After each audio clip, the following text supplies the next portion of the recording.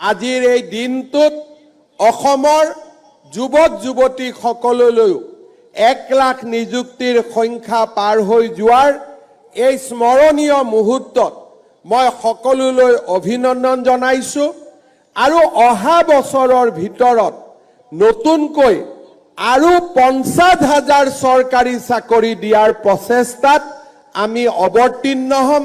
শিক্ষা বিভাগ এডিআৰই এই ধৰণে আমি আৰু নতুনকৈ 50,000 চৰকাৰী কৰ্মচাৰীক নিযুক্তি দিয়াৰ বাবে আমাৰ যে লক্ষ্য সেই লক্ষ্যত আমি জপিয়াই পৰিম। আজিৰ এই দিনটোত অসমৰ যুৱক যুৱতী সকললৈ 1 লাখ নিযুক্তিৰ সংখ্যা পাৰ হৈ যোৱাৰ এই স্মৰণীয় মুহূৰ্তত মই সকললৈ অভিনন্দন জনাইছো আৰু অহা বছৰৰ ভিতৰত নতুনকৈ আৰু 50,000 চৰকাৰী চাকৰি দিয়াৰ প্ৰচেষ্টাত আমি অৱতীৰ্ণ হ'ম।